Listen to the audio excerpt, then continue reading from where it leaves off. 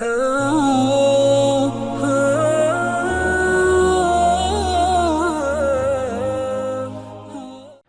اکرم صلی اللہ تعالیٰ علیہ وآلہ وسلم نے ارشاد فرمایا کہ جو بھی نماز پڑھتا ہے ہر نمازی کو پورا حصہ نہیں ملتا. کچھ ایسے نمازی ہوتے ہیں جن کو 10واں حصہ ملتا ہے، اور کسی کو 9واں، کسی کو 8واں، 7واں، 6واں، 5واں، 4تھا، کسی کو نماز کا آدھا حصہ ثواب کا ملتا ہے. اور کچھ ایسے نمازی ہوتے ہیں کہ جن کو نماز کا پورا حصہ ملتا ہے. اور آقا دو عالم صلی اللہ تعالیٰ علیہ وآلہ وسلم نے ارشاد فرمایا جو بندہ جتنی نماز سمجھ کے پڑھتا ہے اللہ اس سے اتنا ہی ثواب عطا فرماتا ہے. تو جتنے بھی نمازی ہیں یہ سب کے اوپر یہ ضروری ہے کہ نماز کا کم از کم جو مفہوم ہے، جو ترجمہ ہے، وہ اس کو یاد ہونا چاہیے کہ میں اللہ کی بارگاہ میں کھڑے ہو کے کیا میں گفتگو کر رہا ہوں، کیا میں اپنے رب سے بات کر رہا ہوں. تو جب یہ ترجمہ نماز کا آتا ہوگا تو اس میں فائدہ یہ ہوگا، ایک تو وسوسے نہیں آئیں گے، نماز کے اندر کم آئیں گے، اور دوسرا یہ ہے کہ خشوع خضوع جو ہے وہ نماز کے اندر وہ بڑھے گا. تو سب سے پہلے جو ہم ثنا پڑھتے ہیں، ثنا کا مطلب بھی اللہ رب العزت کی تعریف کرنا ہے. تو کتنے پیارے الفاظ ہیں اور کتنی باتیں ہم صرف سبحانک اللہ میں کر جاتے ہیں. سبحانک اللہم، اے اللہ تو پاک ہے، وبحمدک، ساری تعریفیں تیرے لیے ہیں، وتبارک اسمک، تیرا نام بڑی برکت والا ہے، تیرا نام بڑی عظمت والا ہے، بڑی شانوں والا ہے. یعنی تیری ذات تو ذات ہے، وہ اس کی شان تو کیا کہنا، اللہ اکبر. تیرے نام کے اندر بڑی برکتیں ہیں. وتعالی جدک، تیری شانیں بڑی بلند ہیں، تو بلندیوں والا ہے. ولا الہ غیرک، اور تیرے علاوہ کوئی الہ نہیں ہے، تیرے علاوہ کوئی معبود نہیں ہے، معبود حقیقی صرف تو ہے. یا اللہ یہ سر صرف تیری بارگاہ میں جھکے گا، کسی اور کے آگے نہیں جھک سکتا. اللہ اکبر. صرف سبحانک اللہ کے اندر ہم نے کتنی باتیں اللہ رب العزت سے کر لی.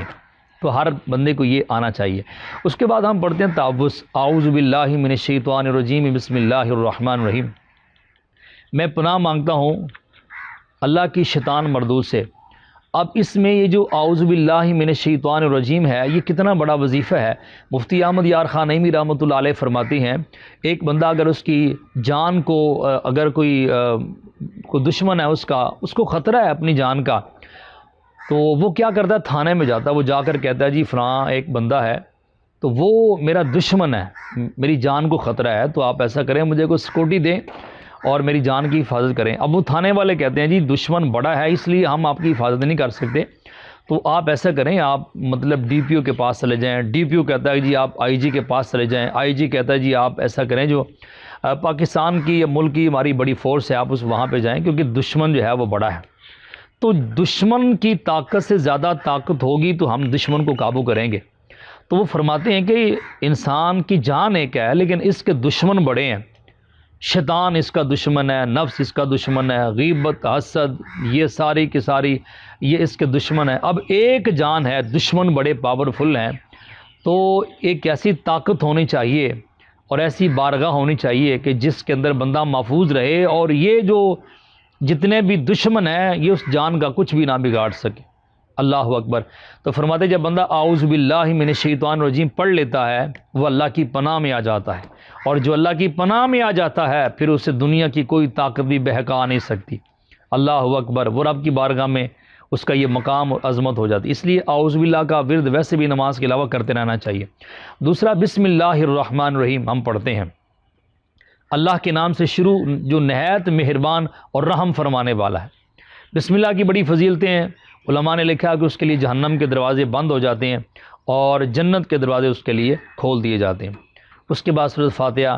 الحمدللہ رب العالمین، تمام تعریفیں اس رب قدوس کے لیے ہیں، اس رب کائنات کے لیے ہیں جو تمام جہانوں کا پروردگار ہے. الرحمن الرحیم، وہ رحمان بھی ہے وہ رحیم بھی ہے. مالک یوم الدین، یوم جزا کا مالک وہی ہے، اس کی مرضی ہوگی جس طرح وہ چاہے گا. اللہ اکبر. یوم جزا کا مالک وہی ہے. ایاک نعبد و ایاک نستعین، ہم تیری ہی عبادت کرتے ہیں اور تجھ ہی سے مدد طلب کرتے ہیں. عبادت صرف اور صرف اللہ رب العزت کی ہے. یہی کا مطلب ہے تصور بھی ہم نہیں کر سکتے کسی رب کے علاوہ کسی اور کے آگے یہ سجدہ کرنے کو اور سر جھکانے کو. وَإِيَّاكَ نَسْتَعِينُ، اور تجھ ہی سے مدد طلب کرتے ہیں. اولیاء انبیاء جو مدد کرتے ہیں وہ اللہ رب العزت کے حکم سے کرتے ہیں. اهدنا الصراط المستقیم، اے ہمارا رب ہمیں سیدھی راہ چلا. صراط الذین انعمت علیہم، ان لوگوں کا راستہ جن پر تو نے انعام کیا ہے. غیر المغضوب علیہم ولا الضالین، نہ کہ ان لوگوں کا رستہ جن پر تیرا غضب ہوا اور وہ گمراہ ہو گئے۔ یہ بڑی جامع دعا ہے۔ اس کا مطلب یہ ہے کہ یا اللہ ہمیں ایسا بنا دے کہ تجھے بھی پسند آ جائیں اور تیرے محبوب کو پسند آ جائیں۔ ہمارا جو خاتمہ ہے وہ بالایمان فرما، مرتے وقت کلمہ نصیب فرما۔ اس کے بعد ہم کوئی بھی صورت پڑھتے ہیں جس میں بسم اللہ الرحمن الرحیم، قل هو اللہ احد، محبوب آپ ان کو فرما دو وہ اللہ ایک ہے، اللہ الصمد، وہ بے نیاز ہے، لم یلد ولم یولد ولم یکن لہ کفوا احد، نہ تو اس کی اولاد ہے، نہ نہ اس کی اولاد ہے اور نہ وہ کسی کی اولاد ہے، ولم یکن لہ کفوا احد، اور نہ ہی کوئی اس کا ہمسر ہے۔ اس کے بعد ہم پڑھتے ہیں اللہ اکبر، اللہ سب سے بڑا ہے۔ ہم رکوع میں جاتے ہیں سبحان ربی العظیم، سبحان ربی العظیم، سبحان ربی العظیم، پاک ہے میرا رب جو سب سے عظیم ہے، جو سب سے عظمت والا ہے۔ سمیع اللہ لمن حمدہ، سن لی اللہ رب العزت نے جس نے بھی اس کی تعریف کی ہے، جس نے بھی رب کی تعریف کی ہے، وہ پردے کے اندر بیٹھ کے، وہ اجتماع کے اندر بیٹھ کے، وہ تنہائی میں، اللہ نے سب کی تعریف کو سن لیا۔ ربنا لک الحمد، اے ہمارا رب ساری تعریفیں تیرے لیے۔ پھر ہم سجدے میں جاتے ہیں سبحان ربی الاعلیٰ، سبحان ربی الاعلیٰ، پاک ہے میرا رب جو سب سے اعلیٰ ہے، پاک ہے میرا رب جو سب سے اعلیٰ ہے۔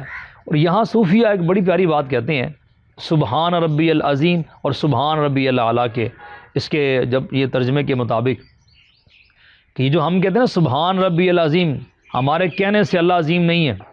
ہم کہتے ہیں سبحان ربی الاعلیٰ، ہمارے کہنے سے اللہ اعلیٰ نہیں ہے۔ کوئی دنیا کے اندر اگر نہ بھی کہے اللہ کسی کا محتاج نہیں ہے، لیکن اللہ یہ فرماتا ہے میرے بندے جب تو ساری زندگی مجھے سبحان ربی العظیم کہتا ہے نا، اس کا انعام یہ تجھے عطا فرماتا ہوں کہ تجھے بھی عظیم کر دیتا ہوں۔ جب تو اعلیٰ کہتا ہے تو یہ انعام دیتا ہوں کہ تجھے بھی اعلیٰ کر دیتا ہوں، دنیا کے اندر بھی، قبر کے اندر بھی اور آخرت کے اندر بھی۔ اس کے بعد ہم اتحیات پہ بیٹھتے ہیں، التحیات للہ والصلوات والطیبات۔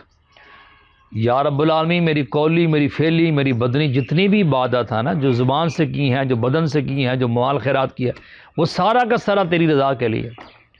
السلام علیکہ ایہا النبی ورحمۃ اللہ وبرکاتہ، سلام ہو اے نبی اکرم نور مجسم شفیع معظم صلی اللہ تعالیٰ علیہ وآلہ وسلم آپ پر، اور اللہ رب العزت کی رحمتیں ہوں اور اللہ رب العزت کی برکات۔ السلام علینا وعلی عباد اللہ الصالحین، سلامتی ہو، سلام ہو ہم پر اور جتنے بھی اللہ رب العزت کے پیارے ہیں، صالحین ہیں، سب کے اوپر۔ اشہد ان لا الہ الا اللہ واشہد ان محمدًا عبدہ ورسولہ، میں گواہی دیتا ہوں کہ اللہ کے سوا کوئی معبود حقیقی نہیں، اور یہ بھی گواہی دیتا ہوں محمد صلی اللہ علیہ وسلم اللہ رب العزت کے خاص بندے ہیں، اس کے رسول ہیں۔ اس کے بعد درود شریف اللہم صلی علی محمد وعلی آل محمد کما صلیت علی ابراہیم وعلی آل ابراہیم انک حمید مجید۔ اے اللہ، اللہم، اے اللہ صلی علی محمد صلی اللہ تعالیٰ علیہ وآلہ وسلم پر اپنی رحمت کا نزول فرما، اور آپ کی آل پر بھی جس طرح تو نے سیدنا ابراہیم علیہ السلام کی ذات ببرکات اور آپ کی آل پہ رحمتوں کا نزول فرما۔ انک حمید مجید، بے شک تو تعریف کیا گیا بزرگ ہے۔ اور اسی طرح اللہ مبارک علی محمد وعلی آل محمد کما بارکت علی ابراہیم وعلی آل ابراہیم انک حمید مجید، اس کا بھی یہی ترجمہ مفہوم ہے۔ اس کے بعد ہم دعا پڑھتے ہیں رب اجعلنی مقیم الصلاۃ ومن ذریتی، اے میرے رب مجھے پکا نمازی بنا، پکا نمازی، بڑی جامع دعا ہے یہ۔ ایک نماز پڑھی جا رہی ہے، اس کے اندر یہ بندہ دعا کر رہا ہے، اے میرے رب مجھے پکا نمازی بنا، ومن ذریتی، اور میری اولاد کو بھی پکا نمازی بنا دے۔ رب اجعلنی مقیم الصلاۃ ومن ذریتی ربنا وتقبل دعا، اے ہمارے رب ہماری دعاؤں کو قبول فرما۔ ربنا اغفر لی ولی والدی، اے ہمارا رب میری بخشش فرما دے، ولی والدی، اور میرے والدین کی بخشش فرما دے، وللمؤمنین، اور مومنوں کی یوم یقوم الحساب، جس دن تو حساب لینا ہے، یا اللہ سب کی تو مغفرت فرما دے، ان کی بخشش فرما دے۔ اور یہاں پہ میں ایک جملہ کہنا چاہتا ہوں کہ جب بندہ کہتا ہے ربنا اغفر لی ولی والدی، پہلے اپنا ذکر ہے، والدین کا ذکر بعد میں، تو اس کا مطلب یہ ہے کہ بندہ جب رب کی بارگاہ میں دعا کرتا ہے نا یا اللہ مجھے بخش دے، تو جب وہ بخشا ہوا جسم ہوتا ہے تو وہ اس سے دعا کرتا ہے کہ یا اللہ میرے ماں باپ کو بخش دے۔ اللہ رب العزت ہمیں صحیح معنوں میں عمال کرنے کی، صحیح معنوں میں نیک عمال کرنے کی توفیق عطا فرمائے۔ فکر آخرت اور 5 وقت کی باجماعت نماز ادا کرنے کی توفیق عطا فرما۔